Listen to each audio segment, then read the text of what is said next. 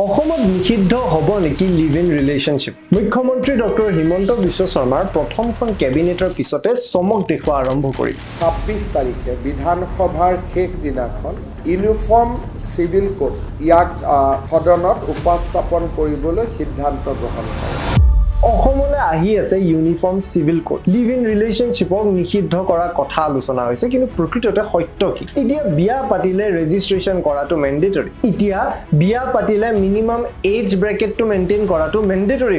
এতিয়াৰে পৰা বহু বিবাহকে ধৰি বাল্য বিবাদ কোনো আবদ্ধ হ'ব নোৱাৰে, তাৰ বিৰুদ্ধে এখন আইনী যুঁজ কৰিম। এই ইউনিফৰ্ম চিভিল কোড বুলি যে চৰকাৰে কৈ থাকে, ই প্ৰকৃততে কি? অসমত কিয় আনিব গৈ আছে? ইয়াৰ জৰিয়তে ধৰ্মীয় সংখ্যালঘু অৰ্থাৎ মুছলমানসকলৰ ওপৰত অত্যাচাৰ কৰাৰ সিদ্ধান্ত মুখ্যমন্ত্ৰীয়ে আনুষ্ঠানিকভাৱে ল'ব খুজিছে নেকি? সকলো কথা যিমান এতিয়ালৈকে বুজাইছে আমি বুজাবলৈ চেষ্টা কৰিম। এই ভিডিঅ'টো শেষলৈকে চাব। নমস্কাৰ, জয় অসম, জয় হিন্দ। মই অবয়ব ভূঞা আৰু নতুন ভিডিঅ'লৈ স্বাগতম জনাইছোঁ। এই ভিডিঅ'টো যদি চাই আছে আমাৰ চেনেলটো ছাবস্ক্ৰাইব কৰিব, ভিডিঅ'টো লাইক কৰিব, কাৰণ যেতিয়া আপোনালোকে আমাৰ চেনেলটো ছাবস্ক্ৰাইব কৰে, ভিডিঅ'টো লাইক কৰে, আমি উৎসাহ পাওঁ আৰু অলপ কষ্ট কৰি এটা নতুন ভিডিঅ' বনাবলৈ। আজি মুখ্যমন্ত্ৰী ডক্টৰ হিমন্ত বিশ্ব শৰ্মাৰ নেতৃত্বত কেবিনেটৰ প্ৰথমখন কেবিনেট মিটিং আয়োজন কৰা। কইনাধৰাত মুখ্যমন্ত্ৰীৰ লগতে আন 4জন মন্ত্ৰীয়ে মিলি পেলাই এটা গুৰুত্বপূৰ্ণ বৈঠক আলোচনা কৰে, যাৰ মাধ্যমেৰে নতুন চৰকাৰৰ প্ৰথমখন কেবিনেটত গুৰুত্বপূৰ্ণ কিছুমান সিদ্ধান্ত লয়। এই সিদ্ধান্তৰ মাজত আটাইতকৈ গুৰুত্বপূৰ্ণ আছিল ইউনিফৰ্ম চিভিল কোড। উত্তৰাখণ্ডত প্ৰথমবাৰৰ বাবে ইউনিফৰ্ম চিভিল কোড অৱলম্বন হোৱাৰ পিছত সমগ্ৰ ভাৰতত, বিশেষকৈ যি ৰাজ্যত NDA চৰকাৰ আছে, তাতে ইউনিফৰ্ম চিভিল কোড লাগু কৰাৰ কথা সক্ৰিয়ভাৱে আলোচনা হৈছে। উত্তৰাখণ্ডৰ পিছত গুজৰাট, ইয়াৰে পূৰ্বে গোৱা। ভাৰতত যদিও নেশ্যন ৱাইড এই ইউনিফৰ্ম চিভিল কোড অৱলম্বন কৰা নাই, ভাৰতৰ 3খন ৰাজ্যত ইতিমধ্যে এই ইউনিফৰ্ম চিভিল কোড অৱলম্বন কৰিছে। চতুৰ্থখন ৰাজ্যৰ দিশে আগবাঢ়িছে অসম। মুখ্যমন্ত্ৰী ডক্টৰ হিমন্ত বিশ্ব শৰ্মাৰ নেতৃত্বত যেতিয়া বিজেপিয়ে এবাৰ নিৰ্বাচনৰ বাবে সাজু হৈছিল, নিজৰ মেনিফেষ্টত এই কথাটোৰ প্ৰতিশ্ৰুতি দিছিল যে নতুন চৰকাৰ গঠন কৰিলে প্ৰথমবাৰতে আচলতে ইউনিফৰ্ম চিভিল কোডক ইন্ট্ৰডিউচ কৰি অসমলৈ ইউনিফৰ্ম চিভিল কোড অনা হ'ব। আজি প্ৰথমখন কেবিনেটত মন্ত্ৰী অতুল বৰা, মন্ত্ৰী অজন্তা নেওগ, মন্ত্ৰী ৰামেশ্বৰ তেলী আৰু মন্ত্ৰী চৰণ বড়োৰ লগত মিলি অসমৰ মুখ্যমন্ত্ৰী ডক্টৰ হিমন্ত বিশ্ব শৰ্মাই ঘোষণাটো কৰে যে মে' 26 তাৰিখে বিধানসভাৰ শেষ দিনটোত ইউনিফৰ্ম চিভিল কোড বিধানসভা মজিয়ালৈ ইন্ট্ৰডিউচ কৰা হ'ব। 21 আৰু 22 মে' তাৰিখে অসমৰ নৱনিৰ্বাচিত যি বিধায়ক আছে তেওঁলোকে শপত গ্ৰহণ কৰিব, যাৰ বাবে প্ৰ'টেম স্পীকাৰ হিচাপে অসমৰ আচলতে আটাইতকৈ ছিনিয়ৰ বৰ্তমান সময়ৰ বিধায়ক চন্দ্ৰমোহন পাটোৱাৰীৰ নাম ঘোষণা কৰিছে।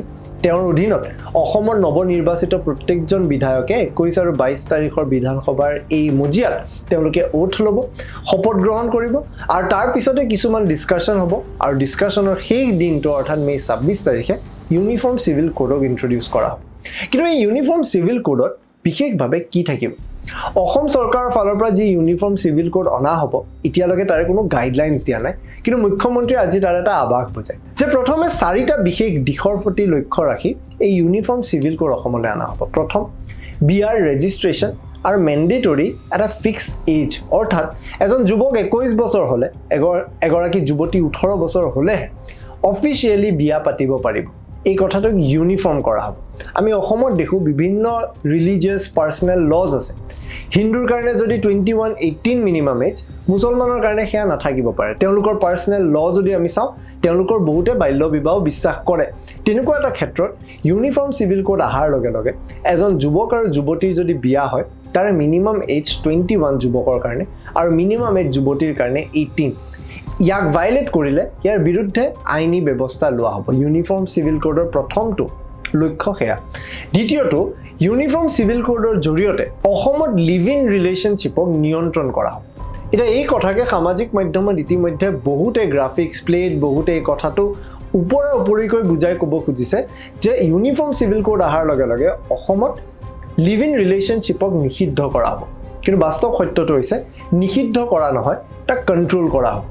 সাধাৰণতে অসমৰ নিচিনা ৰাজ্য এখনত লিভ ইন ৰিলেশ্যনশ্বিপৰ ট্ৰেণ্ড সামাজিকভাৱে কিমান আগবাঢ়িছে নাজানো, কিন্তু অসমত থকা গুৱাহাটীৰ নিচিনা মহানগৰীত লিভ ইন ৰিলেশ্যনশ্বিপৰ ট্ৰেণ্ড বহুত বাঢ়িছে। ভাৰতৰ বিভিন্ন মেট্ৰপলিটেন চিটিৰ নিচিনা অসমৰ গুৱাহাটী মহানগৰীতো এই ট্ৰেণ্ডটো আৰম্ভ হৈছে। এই লিভ ইন ৰিলেশ্যনশ্বিপৰ কোনো ধৰণৰ মেজাৰমেণ্টছ নাই, কোনো ধৰণৰ চেক এণ্ড বেলেঞ্চ নাই। যাৰ যি মন, যোন যাৰ লগত ৰিলেশ্যনশ্বিপত আছে তেওঁলোকে লিভ ইনত থাকিব পাৰে। অধিকাংশ যুৱক যুৱতীয়ে নিজৰ পৰিয়ালৰ পৰা এই কথাটো লুকায় যে তেওঁলোক লিভ ইন ৰিলেশ্যনশ্বিপত আছে। ইয়াৰ বিৰুদ্ধে যুঁজ আৰম্ভ কৰিবলৈ উত্তৰাখণ্ডত ইউনিফৰ্ম চিভিল কোড অনাৰ পিছতে প্ৰায় 1.5 লাখ মান বিয়া ৰেজিষ্টাৰ কৰা হৈছিল আৰু লিভ ইন ৰিলেশ্যনশ্বিপ প্ৰায় নগণ্য, কোনো ৰেজিষ্টাৰে নকৰে, কাৰণ সেয়া এটা হেডেক। বহু মানুহে নিজৰ ৰিলেশ্যনশ্বিপটো কিমান দিন থাকিব তাক লৈ চাৰ্টেইন নহয়। এটা ৰিলেশ্যনশ্বিপত ব্ৰেকআপ হ'বলৈ এটা হোৱাটছএপ মেছেজে এনাফ। তেনেকুৱা এটা সময়ত যদি কোনোবা কাৰোবাৰ লগত লিভ ইনত আছে, এটা মেণ্ডেটৰী ৰেজিষ্ট্ৰেশ্যন প্ৰচিডিঅ'ৰৰ জৰিয়তে গৈ ৰেজিষ্টাৰ কৰা, তাৰপিছত ব্ৰেকআপ হ'লে তাক আকৌ দীঘলীয়াকৈ ষ্ট্ৰেচ, এই বস্তুখিনি এটা অদৰকাৰী হেডেক হৈ যায়, যাৰ বাবে বহুতে এই কথাটোৰ বিৰোধিতা কৰিছে। কিন্তু যদি আমি ইউনিফৰ্ম চিভিল কোডৰ জৰিয়তে কথাখিনি বুজিবলৈ চেষ্টা কৰোঁ, অসম তথা ভাৰতৰ বিভিন্ন ৰাজ্যত এনেকুৱা ধৰণৰ অপৰাধ হৈছে যে সৰু সৰু যুৱতী, 18 বছৰৰ তলত বহু যুৱতী, বহু 18 বছৰতকৈ ডাঙৰ, কিন্তু তেওঁলোকক প্ৰেমৰ প্ৰলোভনত বহু যুৱকে পলাই লৈ আনে। পলাই লৈ একেলগে তেওঁলোক লিভ ইনত থাকে, বহু বছৰ ধৰি এক্সপ্লইট হয়, তেওঁলোক বিবাহ পাকত আবদ্ধ হ'ব নোৱাৰে আৰু শেষত গৈ তেওঁলোক এক্সপ্লইট হৈ যায়। সেই সময়ত বহু যুৱক যি ভিক্টিম হয়, ভুক্তভোগী হয়, বহু যুৱতী যি ভুক্তভোগী হয়, বহু দেৰিকৈ আৰক্ষীৰ কাষ চাপে এটা দীঘলীয়া আইনী প্ৰক্ৰিয়া হয়। তাৰ বাবে ইউনিফৰ্ম চিভিল কোড অনা হয় যাতে লিভ ইন ৰিলেশ্যনশ্বিপবোৰৰ ট্ৰেক থাকক। ভাৰতীয় যেতিয়া ঘৰ এটা ভাড়া ল'বলৈ যাব, তেতিয়া সেই লিভ ইন ৰিলেশ্যনশ্বিপৰ চাৰ্টিফিকেট লাগিব, আৰু যদি মিনিমাম এজ 21 আৰু 18ৰ তলত হয় তেতিয়া পেৰেণ্টেল কনচেণ্ট লাগিব। অৰ্থাৎ পিতৃ মাতৃয়ে যদি গম পায় যে এই যুৱক আৰু যুৱতী একেলগে লিভ ইনত আছে, তেতিয়া তাৰে কোনো ধৰণৰ আপত্তি নাই। অৰ্থাৎ অসমত লিভ ইন ৰিলেশ্যনশ্বিপ নিষিদ্ধ নহয়, তাক কণ্ট্ৰল কৰা হ'ব, তাৰ এটা চেক এণ্ড বেলেঞ্চ হ'ব আৰু তাৰ এটা ৰেজিষ্ট্ৰেশ্যন হ'ব। তৃতীয়তে, UCC অহাৰ লগে লগে অসমত বহু বিবাহ আৰু বাল্য বিবাহ সম্পূৰ্ণভাৱে নিষিদ্ধ কৰা হ'ব। মুখ্যমন্ত্ৰী ডক্টৰ হিমন্ত বিশ্ব শৰ্মাৰ প্ৰথম মুখ্যমন্ত্ৰী কালতে আমি দেখিছিলোঁ অসমৰ বিভিন্ন প্ৰান্তত বাল্য বিবাহকে ধৰি বহু বিবাহৰ বিৰুদ্ধে অভিযান চলিছিল। অসমৰ বিভিন্ন প্ৰান্তৰ পৰা বহু আজিৰ তাৰিখত ককাক যাৰ নাতি আছে তেওঁলোককো আৰক্ষীয়ে গ্ৰেপ্তাৰ কৰিছিল, কাৰণ তেওঁলোক বাল্য বিবাহৰ লগত লিপ্ত হৈছিল। অসমত এই অভিযান চলাৰ পিছত এটা ধৰণৰ বাৰ্তা দিয়া হৈছিল যে বাল্য বিবাহৰ নামত কোনো নাবালিকা, কোনো 18 বছৰৰ তলৰ মাইনৰ যুৱতীক কোনো যাতে এক্সপ্লইট কৰিব চেষ্টা নকৰে। বহু পৰিয়ালে, বহু সমাজত সৰু হৈ থাকিলেই নিজৰ জীয়ৰীক বিয়া দি দিয়ে, বহুতে ডাউৰি প্ৰেক্টিছ কৰে, বহুতে বেলেগ ধৰণৰ ছ'চাইটেল সেই ষ্টিগমাছবোৰ প্ৰেক্টিছ কৰে। সেইবোৰ বস্তু আজিও জীয়াই আছে যদিও আলোচনা কম হয়। সেইবোৰ বস্তু নিষিদ্ধ কৰিবলৈ UCC অনাৰ ব্যৱস্থা কৰিছে এই চৰকাৰ, যাৰ মাধ্যমেৰে সম্পূৰ্ণভাৱে বাল্য বিবাহ আৰু বহু বিবাহ নিষিদ্ধ কৰা হ'ব। চতুৰ্থতে, এটা ফেমিলিৰ প্ৰপাৰ্টি সাধাৰণতে বাপেক মাকৰ পৰা নিজৰ পুত্ৰলৈ যায়, কন্যাৰ প্ৰতি সেই ইনহেৰিটেঞ্চ কেতিয়াও অহা নাছিল। UCCৰ জৰিয়তে এই নিয়ম অনা হ'ব যে অসমত থকা যুৱতীও পিতৃ মাতৃৰ সম্পত্তি নিজৰ নামত কৰিব পাৰে, তাক লৈ যাতে কোনো অসুবিধা নহয়, যুৱক যুৱতীৰ মাজত জেণ্ডাৰ বায়াছ নাথাকে, এটা ইউনিফৰ্মিটি থাকে, তাৰ কাৰণে UCC আনি এই 4টা মূল উদ্দেশ্য লৈ পেলাই অসমত UCC অৱলম্বন কৰা হ'ব। কিন্তু এতিয়ালৈকে এই কথাটো প্ৰাৰম্ভিক অৱস্থাত আছে। মে 26 তাৰিখে যেতিয়া বিলখন ইন্ট্ৰডিউচ কৰিব, কি ধৰণৰ ধাৰা লগাব, কি ধৰণে এই গোটেইবোৰ কথা অৱলম্বন কৰিব, কি ধৰণে এই ছিষ্টেমটোক গঢ় দিব, সেই কথা আমি স্পষ্টকৈ বুজিম। আজিৰ তাৰিখৰলৈকে কোনো ধৰণে মুখ্যমন্ত্ৰীৰ ফালৰ পৰা গাইডলাইনছ কথা কোৱা নাই, কেৱল প্ৰাৰম্ভিক অৱস্থাত কি চিন্তা কৰিছে তাৰ কথাই কৈছে।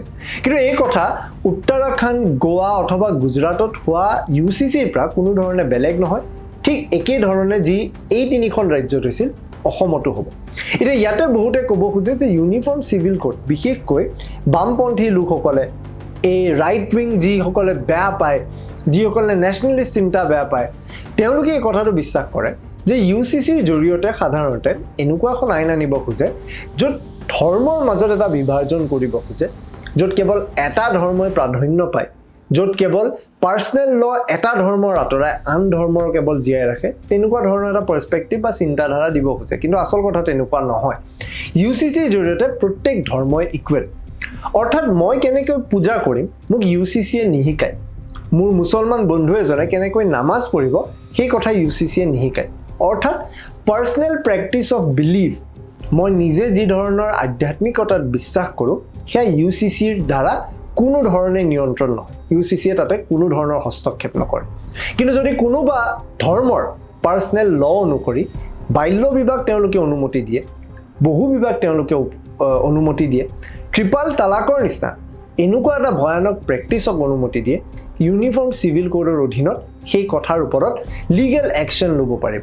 এটা ডাঙৰ শাস্তি প্ৰদান কৰা হ'ব যাতে সমাজখনত এটা ইকুৱেলিটি থাকক ভাৰতৰ গণতন্ত্ৰত আমি সকলোৱে নিজকে একেই বুলি ভাবোঁ আমাৰ ধৰ্ম আমাৰ বিশ্বাস আমাৰ চিন্তা আমাৰ কমিউনিটি বেলেগ হ'ব পাৰে কিন্তু ভাৰতীয় হিচাপে প্ৰত্যেকৰ কাৰণে আইন একেই সেই আইন একেই ৰাখিবলৈ ইউনিফৰ্ম চিভিল কোডৰ অতিকৈ প্ৰয়োজন আৰু তাৰ বাবে অসমত 26 তাৰিখে ইউনিফৰ্ম চিভিল কোড অনা হ'ব সেয়ে আমি চাব লাগিব যে অনাগত দিনত কি ধৰণৰ গাইডলাইনছ কি ধৰণৰ সিস্টেম এটা চৰকাৰৰ ফালৰ পৰা গঠন কৰিব পাৰে যাতে ভালকৈ তেওঁলোকে নিয়ন্ত্ৰণ কৰি অসমত কি ধৰণে ইউচিচি ইমপ্লিমেন্ট কৰা হয় তাক লৈ আলোচনা কৰে কমেন্ট সেকশনত আপোনালোকৰ মতামত জনাব আমাৰ পঢ়ি ভাল লাগে এই ভিডিঅ'টো চোৱাৰ বাবে ধন্যবাদ